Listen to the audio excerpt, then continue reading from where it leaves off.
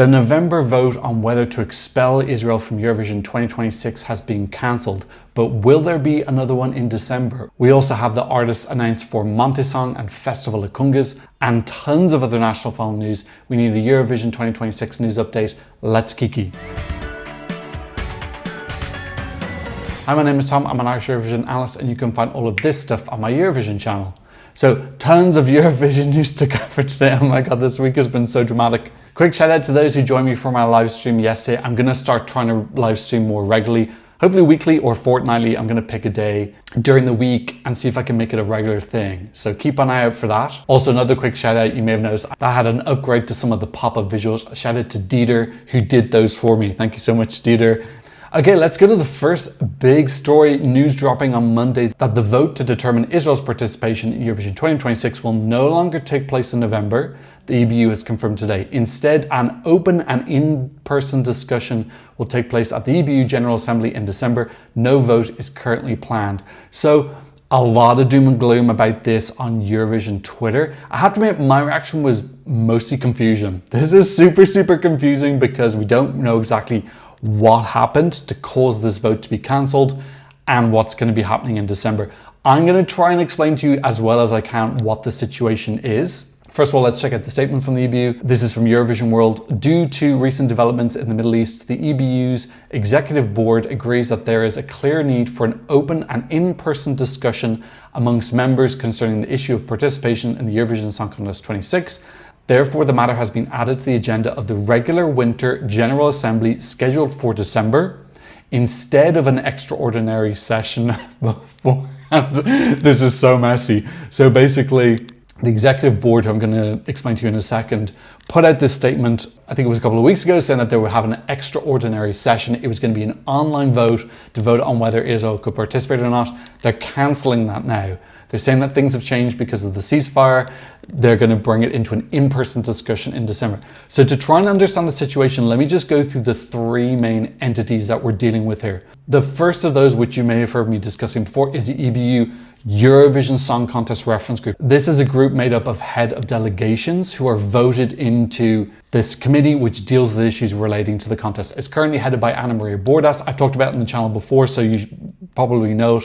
We usually call it the reference group. They meet up a few times a year to talk about Eurovision stuff. That's the first entity. The second entity is the executive board, which is the one who just put out this statement. This is above the reference group. These are like bigger shots. The president of which is Delphine Ernot-Sunke, who that statement that I showed about the extraordinary vote, that was written by her. This is a group made up of 11. You may recognize one person here, Tim Davie, who's the Director General of BBC, who put out a statement recently, and also Ronald Weissman, who's Director General of RRF in Austria. This is a different group who are above the reference group. They got more power. The third entity is the General Assembly. This is like, from what I can work out, is just like everybody. And they have two big meetings, one in June, and they have another one in winter as well, which is coming up on December 4th and 5th. So this is my understanding. These are the three entities. The conversation about kicking out of Israel first happened in the EB reference group in June. There was going to be a vote on it, but the BBC managed to delay it. Then the executive board started interviewing all the broadcasters, finding out what they wanted to do. Some countries were saying we want Israel to stay, like Germany and Austria were assuming, who've been quite vocal about it. And then others, obviously Spain, Ireland, Slovenia, Netherlands, have been saying that they want Israel gone. This is why they put out the statement saying there's no consensus. So they ordered this extraordinary vote, which has now been cancelled. So it looks like we're going to the General Assembly, which, according to this, is the supreme governing board. But the supreme, that's quite a powerful word, of the EBU. And it possesses all powers necessary for accomplishing the union's objectives. So it seems like there's a little bit of passing the blame here. It seems like no one really wants to make the final call, so they're all just kind of like passing it around. But the General Assembly is where everybody meets up, and this is where this in-person discussion is going to happen. Now, it could be brought up for a vote there. I imagine someone in the General Assembly can say, we want to vote on this, whether they stay or not. A lot of the pro-Israel fans were celebrating this on Twitter, looking at this as a victory that Israel's going to be participating. But theoretically, it can be brought up in this General Assembly and there could be a vote there. So it's not a total cancellation of the vote. It's a cancellation or a postponement. We don't know which one it is because it depends whether there's going to be a vote in this General Assembly or not. We need tickets to this General Assembly. It needs to be pay-per-view, baby. because this is primetime TV. So yes, who knows what's going to happen there, but obviously there's going to be heated discussions, and really I think that there's not going to be consensus in those discussions. So a vote seems like the most logical way to break that tie. Now, I don't know how the vote's going to go. Obviously, we know how certain countries' stances, like I know Germany and Austria are probably going to vote one way, and I think those 4 countries plus Iceland will probably vote one way as well. But there's dozens of other countries there. Are they going to vote? Are they going to abstain? Who knows? That vote will most likely take the structure that I've described in previous episodes, where each country has 24 votes, which are split amongst their broadcasters. It would need more than 50% to remove Israel, I think, for 1 year. One very important thing about this vote is, if Israel is removed, that's probably the end of Cannes. From what I've heard people telling me, the sole reason for Cannes' existence is for access to Eurovision. Otherwise, Netanyahu's been trying to shut it down for years. He's been convinced to keep it alive because it's a huge PR thing for Israel every year, manipulating the televote, getting this huge televote score. So if Cannes is removed from Eurovision, does it serve a purpose anymore? Will it continue to exist? Keep in mind now, the purpose of the EBU is to support and keep public broadcasters alive. This is another complicated facet. The EBU is meant to keep public broadcasters alive. Are they going to vote out a public broadcaster that could threaten its existence? Another fact is then people would also be voting, okay, it's not just to remove Israel, it's also, do you want to remove Ireland, Spain, Netherlands, potentially more, these countries who said that they would leave. So it's not as simple as just voting Israel out. There are other factors. Also, if you vote out Spain, Netherlands, Ireland, etc., participation prices are going to go up. These countries are leaving before the fees are paid. That means the fees goes up for everyone else. So much going on here. They do need to discuss it in person. I think it makes more sense. But yeah, this assembly is going to be messy.com. I want to be there. What do I need to do to get a ticket to this month? Do I want a ticket to this, or do I want a ticket to the Eurovision final? I want a ticket to this. It's going to be very dramatic. One thing for sure is that Slovenia is staying resolute. President of the board of the Slovenian broadcaster says the ceasefire is not a reason to immediately agree to Israel participating in Eurovision. It would have made more sense for the EBU to exclude Israel this year and avoid the political problems that would follow regarding the move to cancel the November vote on Israel's non-participation at Eurovision. We also have an update on the stance from Avrotros, the Dutch broadcaster. Dutch boycott of Israel's participation will continue regardless. Government interference in the last Eurovision Song Contest counts. So some broadcasters still having issues with this vote manipulation. Very, very blatant. Still hasn't been addressed. How are they going to fix that? Whatever changes the situation in Gaza may bring, the Netherlands will not participate in Eurovision if Israel does. Okay, so what do I think is going to happen in November? So hard to tell because we've got so little information. Like I said, my main thing here is just confusion. But I do feel like it's going to come up in that assembly. There's going to be a deadlock. I think the only way to solve a deadlock is have a vote. Now, I don't know if which way the vote's going to go. Total chaos. This is going to happen on the 4th and 5th of December. Afterwards, countries can decide whether they're going to participate or not because the EBU extended the deadline. Messy.com. Okay, let's go on to happier news. Before we do, don't forget to subscribe down below. Shout out to all my patrons who keep the channel going in off season. If you want your fix of Eurovision, go check out my Patreon. And of course, thank you to those who've been supporting my PayPal and buy me coffee. Super vital in the off season. Okay, let's go to some happier stuff now. And we have the artists for Festival of Kungas 64, which will happen on 17th to the 20th of December. It's a 4-day festival. The winner will be determined by 50% jury, 25% Albanian televote, and 25% worldwide online vote. Did we have that last year? I don't think so. I think that might be something new. So we can get our juicy pause trying to influence the results of Festival of Kungas. So creative director El Haida Dani went onto a talk show in Albania. I'm going to sum up some of the key things from that interview, which I watched for you. I'm watching Albanian interviews for you. So first of all, she was talking about the submissions that they received this year, saying that Shakoja Electronica, the winner of the 63rd edition, has greatly influenced the artist choices. There's more electronics, vocals, and we will have a version of modernized Albanian folk. Yes, we want more Albanian folk in our lives. She then spoke about how it was a little bit harder to get big names to apply this year. She said last year's case, when a very big name in Albanian music didn't win, she's talking about Elvana Gjata. Big singers today have a harder time and are more afraid to participate in the festival because they have the idea that a new person could come along and ruin their career. So that effect of Elvana Gjata not winning is having repercussions throughout the Albanian music scene. But then the flip side of that is that she's also talking about how Elvana participated people presumed that she would win. And when Shkoda Elektronika won, people gained trust in the festival. So this is something that Albanians have been telling me in the comment section of all my Albanian videos for years now, is that people felt, maybe correctly, that Festival of Kungas was kind of rigged a little bit. And with Festival of Kungas 63, it was just assumed that Elvana Jata was going to win, and she didn't. And what Elhaj Dedani is saying, which I think is very correct, is a lot of people were like, oh wow, maybe Festival of Kungas is fair now, and anyone can win if you've got the best package. So the flip, there's two sides to this coin. One is that big names might be less interested in entering if they think that they are going to potentially be shown up. But that's fairness, you know, if they get shown up by someone who's actually got a better song than them, a better package, they should provide better packages. They shouldn't just get to win just because they're a big name. So this is healthy for Festival of Kungas. Elhaj Dedani is doing a fantastic job. And finally, she was talking about some of these new voting systems. First of all, there's going to be a new app that will be downloadable on all platforms, and people from all over the world will be able to vote. So this is this new international voting that's going to be done. So really, really exciting that international will have a say in what goes. It makes sense because we're not going to be biased about a big artist or that. We're just going to send what we think is the best song. And then this second box here, she's talking about this SMS vote. So an Albanian, Montenegro, Kosovo, and North Macedonia will be able to vote by SMS. So that will be the Albanian vote. So that together, those two 25% will make up the 50% of the televote. So really, really interesting. And Albania giving a lot of power. 1/4 of the result coming from international votes. Really, really interesting. So let's check out some of the artists. We have 2Farm, which I believe contains Castro Mosso and 2 others. So Castro is someone who's been in the festival before. Alice Exon Perecci. Oh my God, I'm going to read out all these Albanian names. This is going to be terrible. I apologize, Albanians.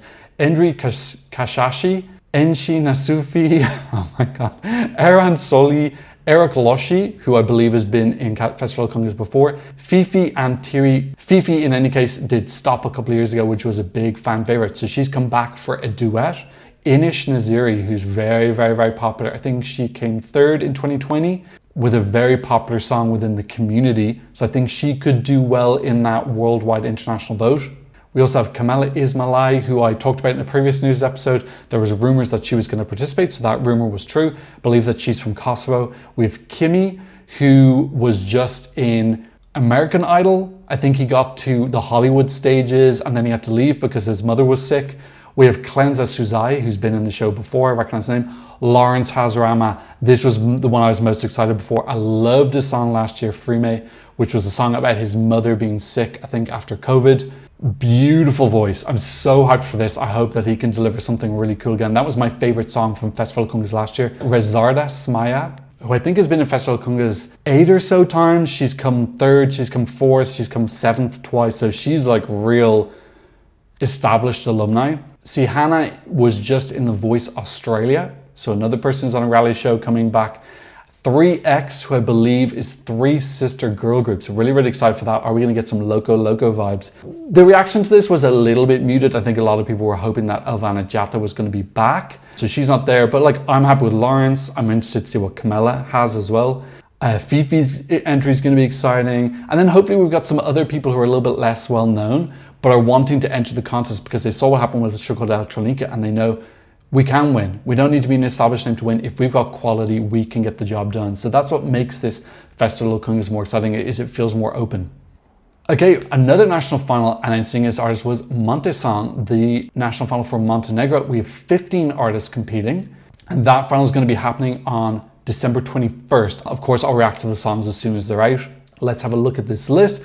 First of all, we have Andrea Demirovic, who was in the contest for Montenegro in 2009. Very close to qualifying. She came 11th. She also came back. Yeah, she also had the song Ja Sam Tisan in Montevizia 2019, which was a really, really great entry. So excited for her comeback. We also have Barjak with a song called Minerva.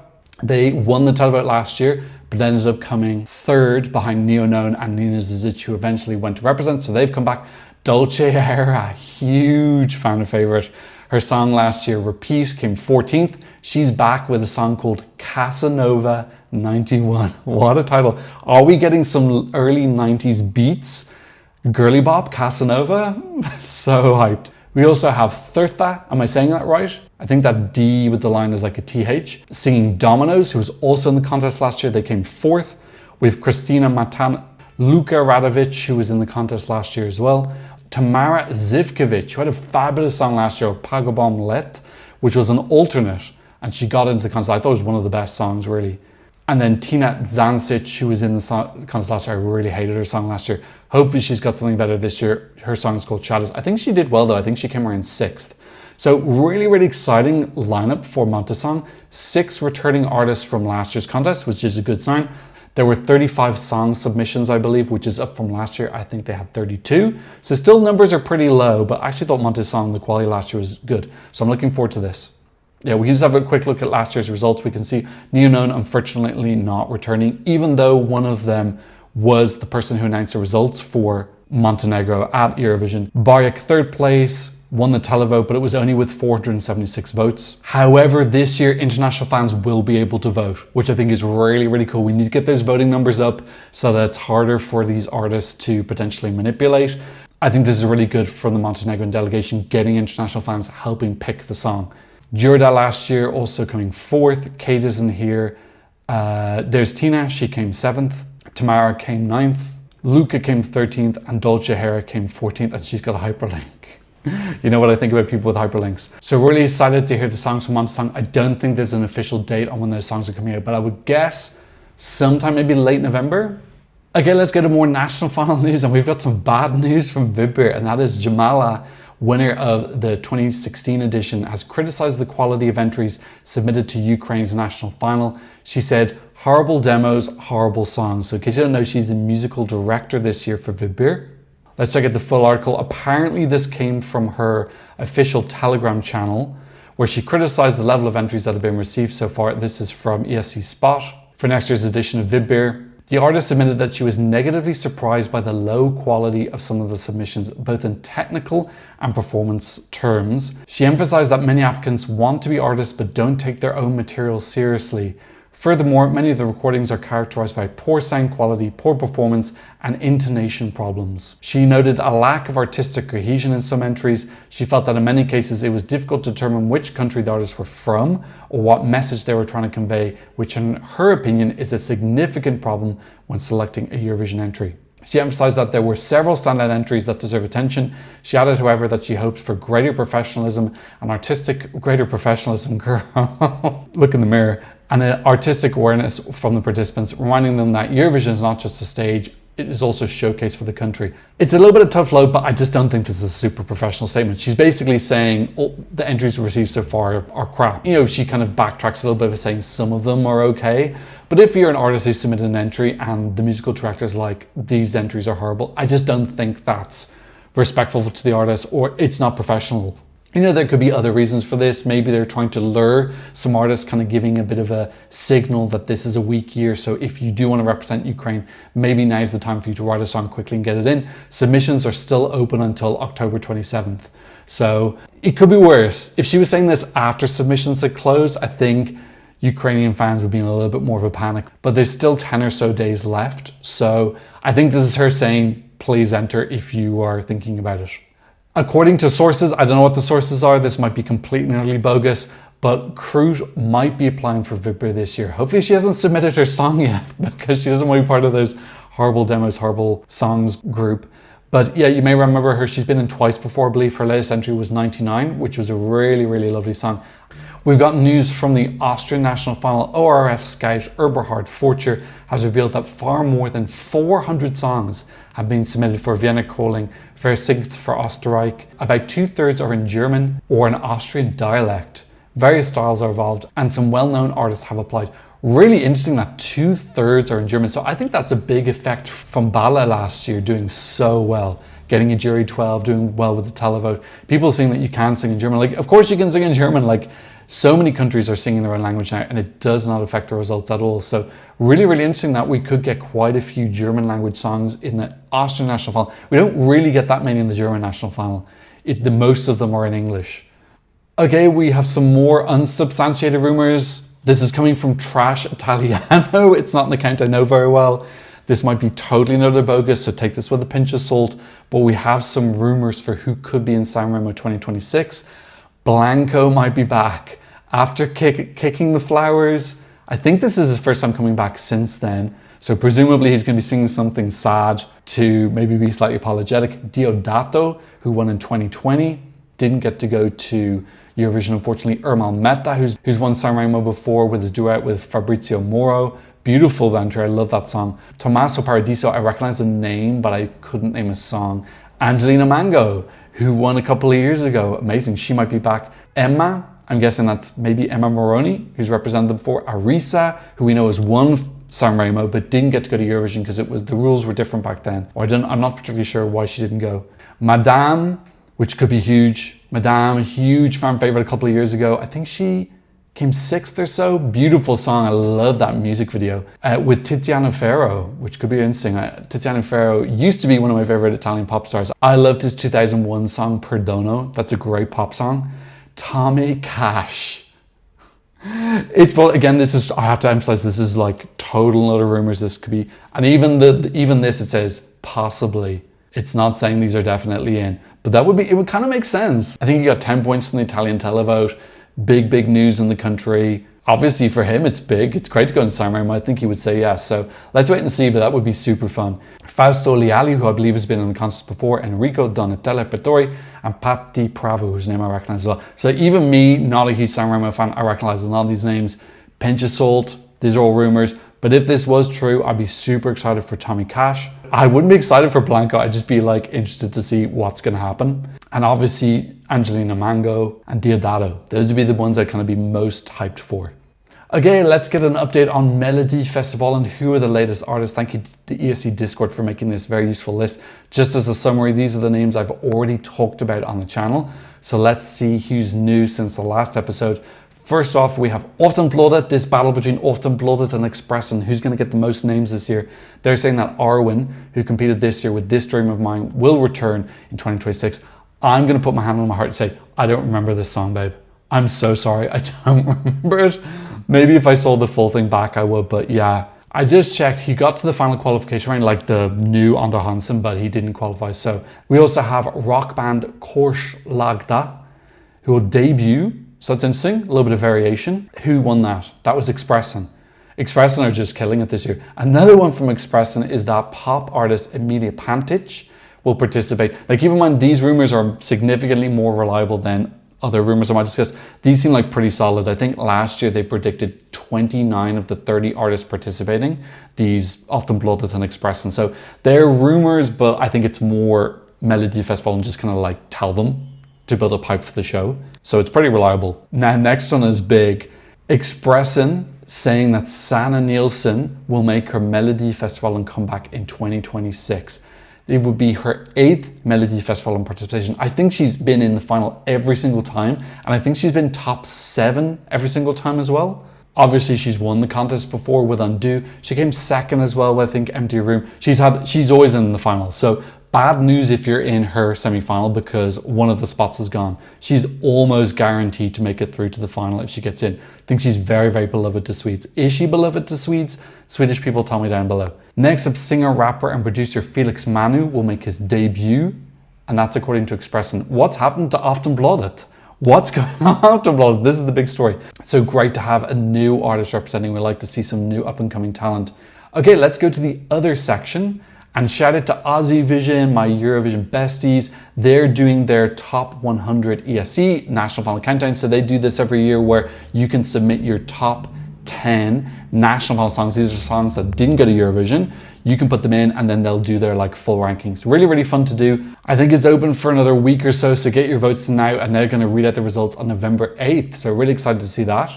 We have some news on the sponsors for Eurovision this year. GJ talking about how some of the sponsors' contracts are ending. Royal Caribbean haven't renewed. So this was the before and this is the after. So we still have Moroccan Oil, which is an Israeli company. But I assume that the EB said to them, look, Israel may or may not be there. We don't know. Moroccan Oil know what they're getting into. And then we have EasyJet and Idealista. But yeah, they've lost a couple there. I don't know if they're working on getting in more ones now. I presume it's going to be harder for them to get new sponsors with all kind of like turmoil and controversy that's going on. Okay, we've also got some news from Tay and Goldilocks. They've just released their new single, My Religion. I'm going to be doing reaction to this. I don't know if it's going to be on this channel or on my Patreon as an exclusive. I'm not sure yet. It might depend on how bad the copyright is, but really excited to check that out. And finally, let's just get an update on the Eurovision calendar from Eurovision World. 207 days left until the contest. Oh my God, so much drama already. We've got 207 more days of drama. So yes, we've had lots of these artists announced. Coming up in November, we're getting the Festival Akunga songs and also the artists and songs announced for Supernova. Nothing else really new here. We now know the dates for Festival Akunga, semi-final number 1 on the 17th, semi-final 2 on the 18th. There's going to be the Nostalgia Night where they do like duets and sing old songs. And then the final will be on the 20th. I won't be able to live stream that because I have some plans, but I will be live streaming Montesong, Montenegro on the 21st. So really looking forward to that. So make sure you subscribe so you get notifications when all that stuff comes out. I will be doing more live streams and I will advertise them better once I've kind of like got a little bit of a routine going for what day I'm going to do them on. But if you have ideas for live streams, leave them down below. What kind of things you want to talk about? Should they be weekly? Should they be fortnightly? What day do you think I should choose? Should it be a Tuesday, Monday? Leave me your comments in the comment section down below. Thank you to those who've been supporting me on PayPal and Buy Me a Coffee. If you want to support the channel, I'll leave a QR code over here and a link in the description. And of course, thank you to my wonderful patrons and YouTube members from all around the world for supporting me, especially in the off season where their support is absolutely vital. Thank you so much for being here. I'm seeing another Eurovision news update very soon. Goodbye.